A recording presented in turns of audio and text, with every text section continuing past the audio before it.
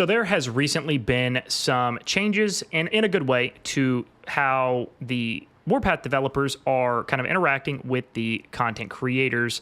And one of the things that they have recently done is they got us together for a meeting. They had somebody, a representative from the Warpath team, and then all of the creators that signed up, we were able to get into a chat, and we were able to discuss some things going on with the game, where we think the game's at, some of the things we'd like to see changed and improved about the game. So it was really actually productive, and it was great that they did that.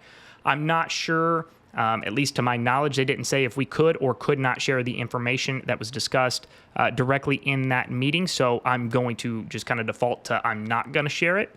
But I am going to talk about a couple of the suggestions that have been made recently through the dev suggestion and answer in the official Warpath Discord server. So I'm going to go through, we're going to talk about two specifically that I think are very, very big aspects of Warpath that they're not addressing. And it's going to continue to do some real harm to the Warpath community until it's actually addressed. And so my goal with this video is to not tell you all anything you don't already know, but to just give my thoughts and opinions on these topics specifically, and then to also potentially try to get this video in front of the devs so they can see exactly what us as a Warpath community are thinking and feeling, and hopefully that might translate into some real change taking place. So with that being said, let's go ahead and jump in.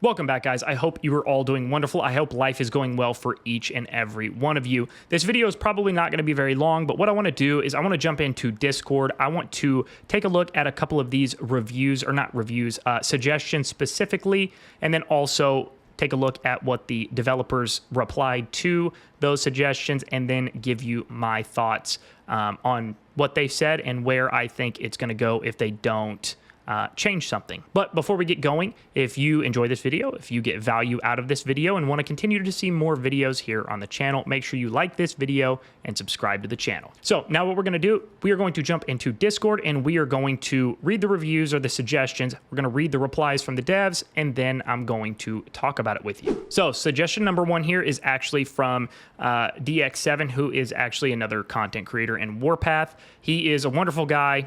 We've gotten to know each other over really the last year and a half. On a more personal level, he's a great player, great content creator, and he's really knowledgeable about this kind of thing, and I'm actually not really at all.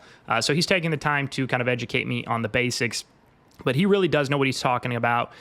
So side note, if you guys don't either know who DX7 is or haven't seen his channel or anything like that, I'm going to make sure to have that linked in the description below, so you guys can definitely go check his content out too. But here's the suggestion. He says, I would like to request that the Lilith producer and team address the community on their plans to counter cheating in context of account sharing and use of unofficial clients and emulators that allow one or a few persons to control a large number of accounts using multiple emulator instances on a single device to gain an unfair activity and unit advantage over alliances that play fairly with one person per account. There are known instances of alliances using as few as 2 to 6 people to control upwards of 50 accounts on a single device, and that is absolutely a fact. This should be addressed in context of what actual actions, plans, and changes to the game does Lilith have planned to not only encourage and remind of the game policy, but actually enforce it. For example, there are confirmed methods to add code to games developed with Unity to detect if the application runs in an emulator environment instead of the unofficial game client. Secondly, since there is an official game client, why has Lilith continued to allow the use of third-party emulators given these anti-cheat measures are available? The use of emulators in a single device is likely to be the root of most of the unfair gameplay. While account sharing is very complex to resolve inaccurately and fairly, preventing the use of emulators, I believe, would reduce the majority of unfair gameplay that still exists in the game. Beyond this, it would also be nice for Lilith to, at a minimum, just acknowledge some of the problems in the game to the community with even drafts of concepts of plans, if that's all you have, rather than go 6 months to a year with only pay content, while you do not use that funding to proportionately improve the existing game experience. I believe emulators are 99% of the problem. The rest would be negligible in comparison. Thank you, DX7. So that suggestion was met with the following reply from the devs. They said, "Thank you for your suggestion. Our team has already updated our anti-cheat system, and we are continuing to upgrade it. We will soon release a ban list in our community. We really appreciate your love and support for our game." So now here is my first thought. So have they updated their anti-cheat system, and are they continuing to upgrade it? I don't know. I'm not sure any of us do know, but what I do know for certain is that the cheating within Warpath at this point is still rampant. I mean, there's cheating going on in Epic, there's cheating going on in Gold, and I wouldn't be surprised if there is some cheating taking place in Silver. I certainly don't know that for a fact, but I do know it's going on and has gone on for a little while now at the Epic level and in the Gold Battlegrounds. Now, this suggestion is by no means to call anybody out. That is not what I'm going to do at all. I simply want to address this suggestion, and again, my hope is that my reply, or by me making this video, this will make its way back to the devs, and hopefully they will maybe consider or reconsider their stance on this. And I've actually put in some ground game on my own, actually, to try to get a feel for, are there actually real situations in which an emulator would be practical or would make sense outside of a test server. A test server environment, that makes perfect sense. An emulator is completely necessary for a situation like that. But when we're talking about on the actual game, there is an official PC client version of the game. In fact, every single one of my videos just about has the link to download the official PC client version of the game in the description of the video. All you have to do is click on the description and the link is literally right there. And I'm sure, I mean, I don't know this for a fact, but I'm sure there are other Warpath creators that also have a very similar link in their bio or somewhere where you can access it as well. And it's really not hard. All you have to do is you can find it here on the official Warpath Discord server. You can simply do a Google search and find it. It is not hard to find the official Warpath PC client. It's just really not. So anyway, I was asking some different players, like real players in the game, like, hey, what is the need for an emulator at this point in the game? If you're playing on PC, why not play on the official game client? And nobody could seem to give me an answer. Nobody. The only answer that I did get from somebody in terms of like, you know, why they were using it is the guy said, and it was a pretty moronic reasoning, and I'm pretty sure he's just completely lying, or he's just really stupid. I don't know. But he said, well, you know, the official PC client doesn't run on my PC. It doesn't work, so I have to play on an emulator. Well, what sense does that make? Because, again, I'm not an expert, and actually, DX7 heard the same exact thing at the same exact time as I did. And we're like, doesn't an emulator take more horsepower from your computer to run? So if you can't run the PC client, the official PC client for Warpath, there's pretty much a 0% chance that your PC is going to just fully function perfectly with an emulator. Like, it doesn't make sense. 2 and 2 is not equaling 4 there, and the math is just simply not mathing. So either the person is really stupid or they're lying, or both, but neither of them are making any sense at all. And so I completely agree with this suggestion. There is absolutely not a single reason other than somebody being on a test server environment that they need to play on an emulator. And I don't know a whole lot about the back end of this kind of thing, but it seems very simple. If an account is playing on an emulator and they are not a content creator on a test server, or they have not been handpicked by the developers to participate in a test server environment, like something like the Navy that took place earlier this year, outside of something like that, if you're playing on an emulator, boom, first strike, you're gone. 2-week ban right out of the gate. You get popped a second time on an emulator, 30-day ban. You hit strike 3, you're out. You're going. Your account's done for at least a year, if not a full lifetime ban. I mean, it just seems very, very simple. There's no reason. If you're going to play on PC, great, play on PC, but do it on the official client. There is no reason to play on an emulator unless you're cheating. And I did hear one of the Warpath team members mentioned that they've kind of looked into this a little bit more, and they said the reason they haven't gotten rid of emulators is because so many players use them. And I was just kind of looking around and I'm like, doesn't that kind of answer the question? if a lot of players are playing on emulators, it's because there are a mass amount of players cheating in this game. Get rid of emulators, and that will curb a massive amount of cheating. It just does not make sense to leave emulators around. And don't get me wrong, I'm not trying to bash the dev team here at all, because they do a lot of great work and they're really trying to make a meaningful impact on the game in a positive way. They're including the content creators a lot more now. So there's some definite positives that are going on behind the scenes with the game. But this emulator thing has got to change. They have got to fix this cheating, because, again, I don't know what updates to their anti-cheat system they're making, but it's not working. It's just not working. Everybody's working around it because there's so much cheating taking place. It's wild. And then the second suggestion that I want to talk about here is the Raven pre-charging. The suggestion says, remove Raven charge against bases instead of buffing the garrison, giving them instant hit. It affects everyone. We know you can do it.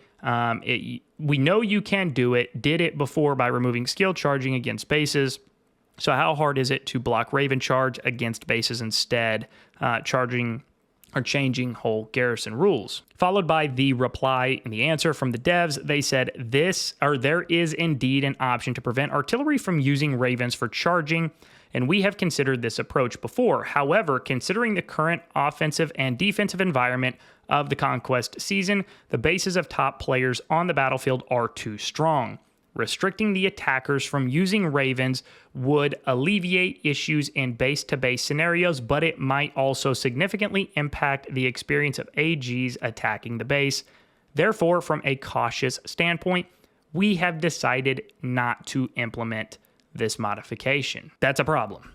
That's a problem. So they are right that the kind of top, 1% of the mega whales in this game, their bases are too strong. That is a absolute fact, and I at least appreciate them acknowledging that.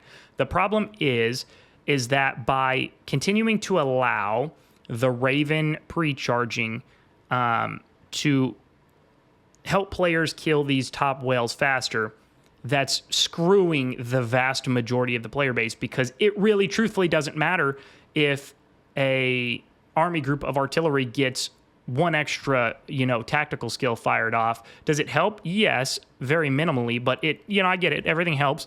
But you've got to put into perspective here. These top players, they're right. They are too strong. That one extra skill is not going to change much. These guys are so strong, and they will still kill thousands and thousands and thousands of troops, whether these already pre-charged for the first run on the attack or not. The flip side of that, which is where they're, in my opinion, totally missing the point, and their a cautious approach here is backfiring in a very big way, in my opinion, is does it maybe help a little bit on attacking these top players? Maybe like a teeny tiny little bit, almost so minuscule that it's not even gonna matter.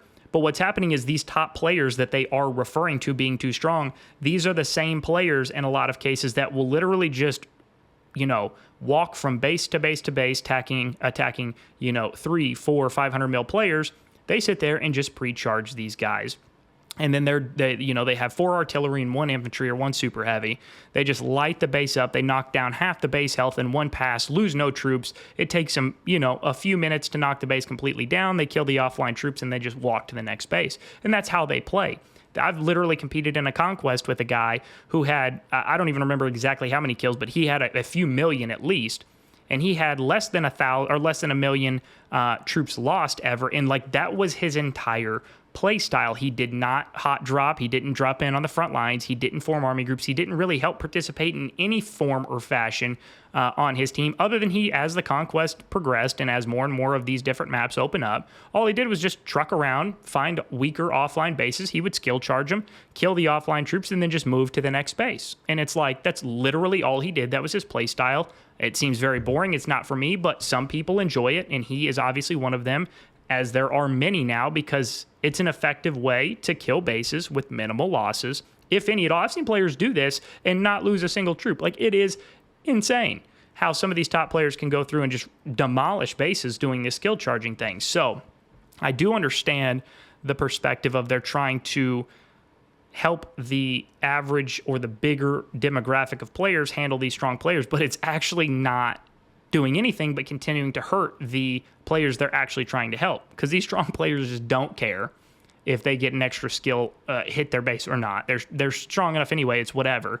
And then they're just using the skill charging to their advantage to go kill bases and, you know, kill these offline troops. So it's not the skill charge or the pre-charge, it's got to go. It's got to go. If they want to create a more truly offensive-based game and promote field fighting and all of the things like it used to be, the skill charging has to go. It is such a cheap way to fight and to get kills, but I also understand it's currently a way to play in the game, and people are doing it, and it needs to stop. It needs to go, or people are going to continue to get frustrated and quit the game. Those are the two big suggestions and replies from the devs that I wanted to discuss and kind of shed a little light on a bigger scale, if you will. And hopefully, again, this video is not to criticize anybody or anything like that. My goal for this video was simply to let you all know in the community that I know the struggle that is taking place. I want to use my platform to benefit the entire Warpath community to the best of my abilities, and hopefully this video